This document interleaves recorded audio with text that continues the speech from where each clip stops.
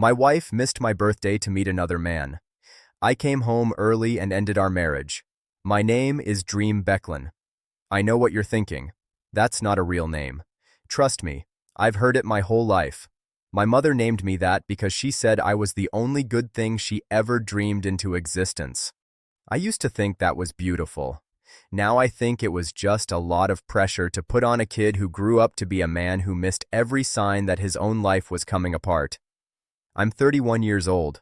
I work in logistics, which means I spend my days making sure things arrive where they're supposed to be, when they're supposed to be there.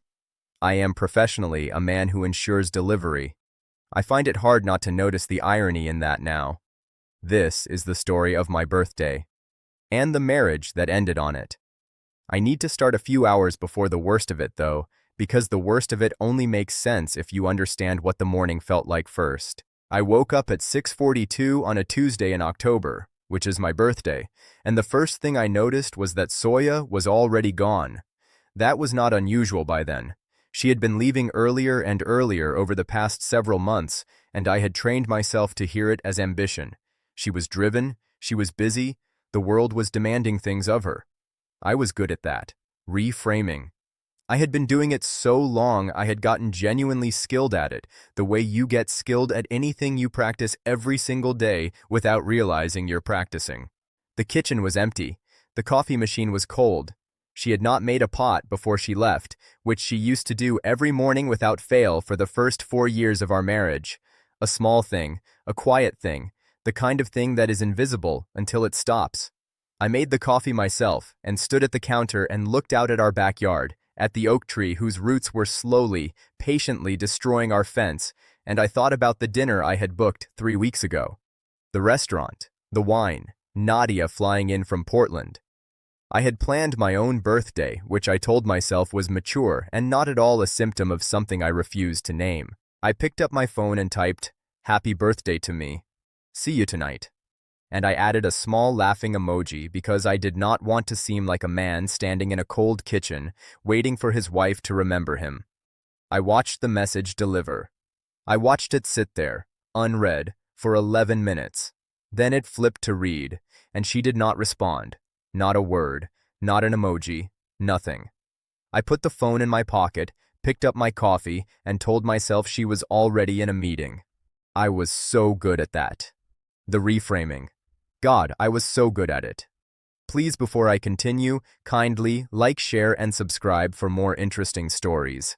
Nadia is 3 years older than me, and she has never once in her life been late to anything.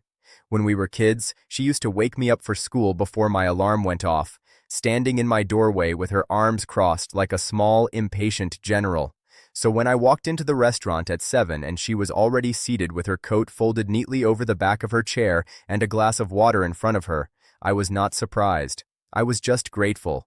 On a night when everything else was already quietly going wrong, Nadia being exactly where she was supposed to be felt like something I could hold on to. She stood up and hugged me the way she always hugs me, both arms fully committed, her chin on my shoulder. She said, "Happy birthday, little brother," and handed me an envelope, and for about 45 seconds I was fine. I was genuinely fine. We sat down. We ordered wine. She asked about work, and I told her about a contract we had just landed, and she listened the way Nadia listens, fully, like what you are saying actually matters to her. Then she said, "Where's Soya?"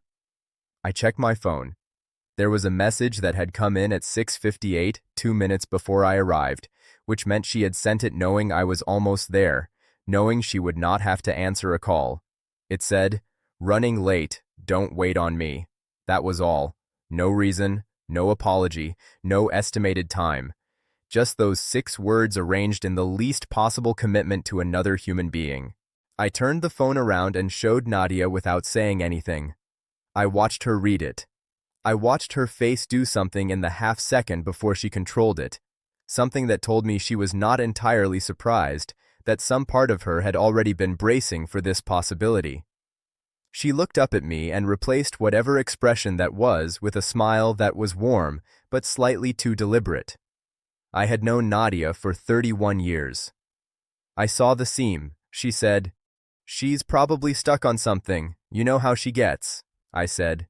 Yeah. We ordered food. We talked. I laughed at least twice, genuinely, because Nadia is funny in a dry, precise way that has always cut through whatever mood I am in. But every time the door opened, I looked up, and every time the door opened, it was not Soya, and by the 9th or 10th time, I stopped looking up and just listened for the door instead, like a man trying to pretend he is not listening for a door. By 8:30, the wine was gone and the plates had been cleared, and Nadia was telling a story about her neighbor's dog, and I was nodding and watching the candle on the table burn low, and I was doing the math. 3 weeks of planning, a reservation, a bottle of wine sitting at home on the counter, chosen specifically because it was her favorite. 6 words: don't wait on me. The candle wax pooled at the base, and I thought about what my mother had said to me the week before our wedding. Make sure you know her all the way through, not just the parts she shows you. I had laughed. I had actually laughed. My phone rang at 9:04. I answered before the second ring. She said, "Hey, I'm so sorry. Something came up at work. It was unavoidable." And I stopped listening to her words almost immediately because behind her words, there was music. Not office music. Not the fluorescent hum of a building running late on a deadline. This was music with a low, warm pulse, and underneath it were voices, and underneath the voices was laughter, the specific unguarded kind that only happens when people are somewhere they chose to be, comfortable and loose and not thinking about anyone outside that room. I said, "Where are you exactly?" Half a second passed. Just half a second, but I felt it like a stone dropping into still water.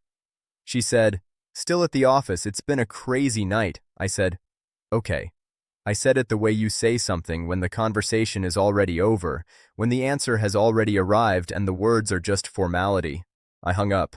Nadia was watching me. I set the phone face down on the table and said, "Can we get the check?" She did not ask me anything. She just raised her hand for the waiter. That was the kindest thing she could have done. I dropped Nadia at her hotel and drove home alone and let myself in through the front door and stood in the living room for a moment in the dark, just breathing.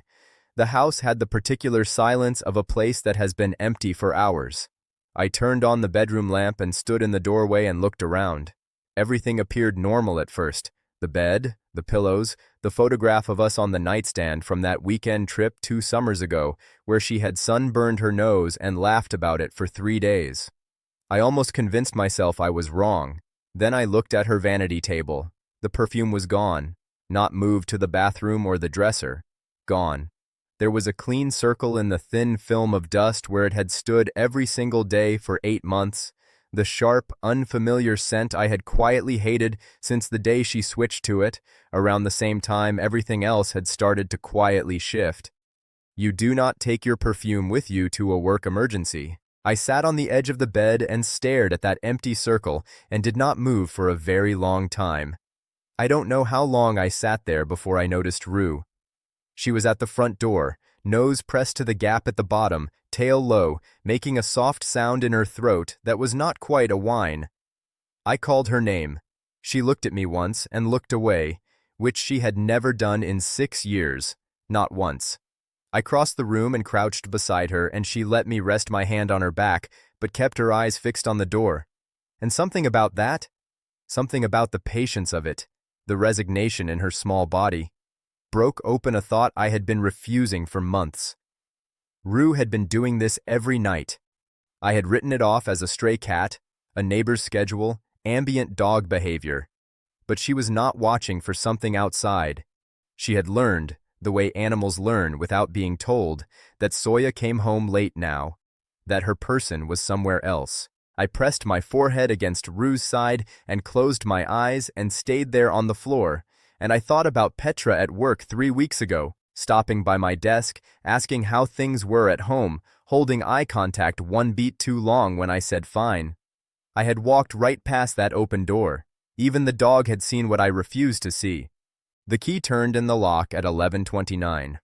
I was in the armchair with only the corner lamp on, and she did not see me immediately.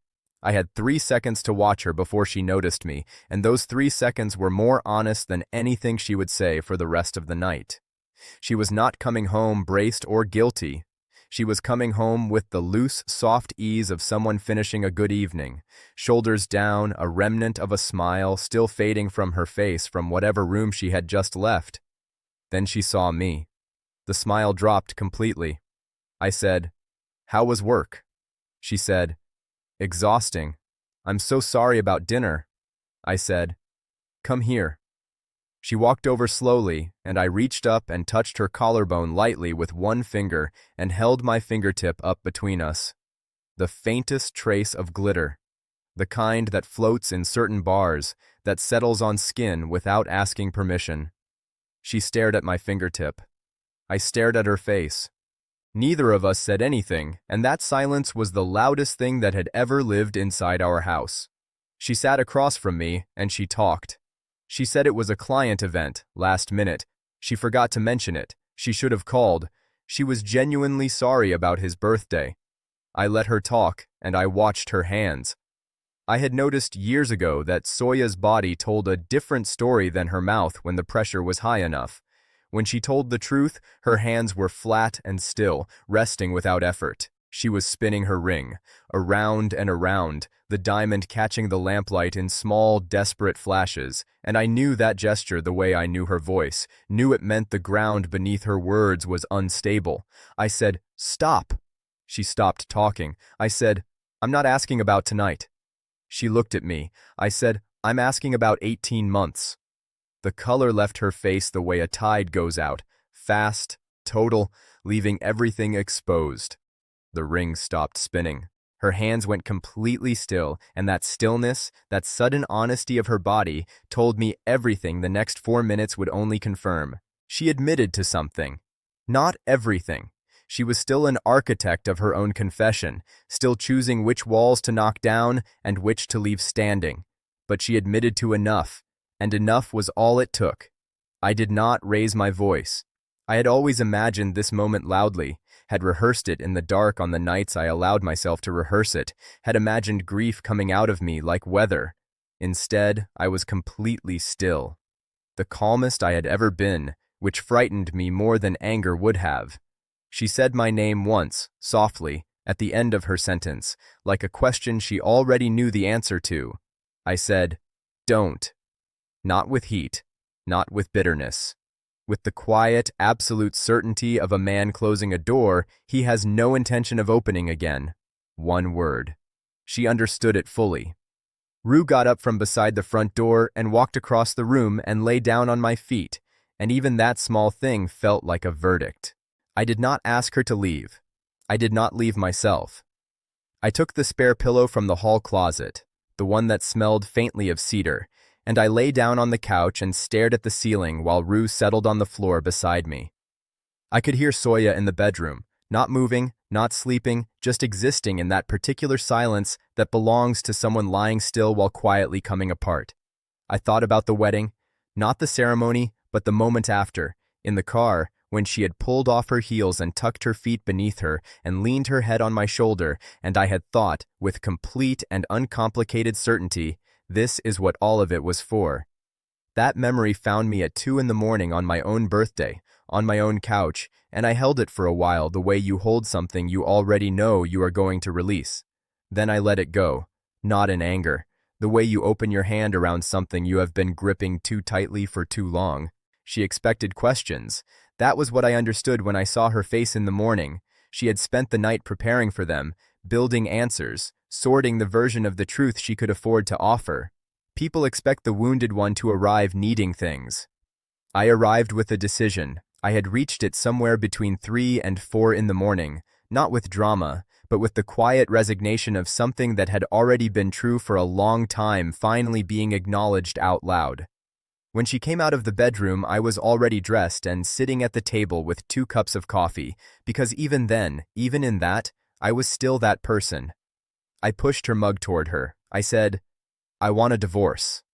She opened her mouth. I said, "I'm not angry. I'm not asking you to explain it again. I've already decided."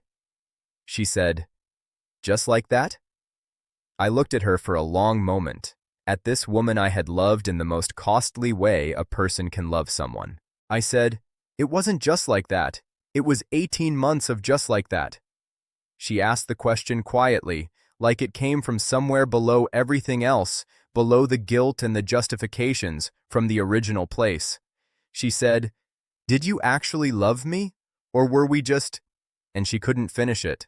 I set my coffee cup down. I looked at her and I gave her the only thing I had left that was entirely honest. I said, "I loved you in a way that made me ignore everything I shouldn't have ignored. I loved you in a way that made me spend 18 months convincing myself every night that I was wrong about what I was seeing. That is not something a person does unless they love someone completely." She was crying. I was not. I was past that place, out on the other side of it where everything is flat and quiet and strangely open. I said, "But love was never going to be enough for us. I think you knew that before I did." She didn't disagree, and that, more than anything else that had happened in the last 12 hours, was the thing that finally, permanently, closed the door. I packed one bag, not everything, just enough. I moved through the bedroom without slamming anything, without making theater of it, because there was no audience and I was not performing. She stood in the doorway and watched me, and I was aware of her the entire time, the way you are always aware of a sound you have lived beside for years. I zipped the bag. I walked through the living room, past Rue, who stood and watched me with those unbearable brown eyes, past the table with 2 coffee mugs, past the kitchen counter where the bottle of wine I had bought for my birthday was still standing exactly where I had left it 3 weeks ago, unopened, her favorite, chosen by a man who had planned a birthday around the belief that his wife would show up. I stopped at the door. I looked at the bottle for a long moment. I did not take it. I did not pour it out. I left it exactly where it was, full and sealed and belonging to no one, and I opened the door and I walked out. Some things do not need a final gesture. The leaving was enough.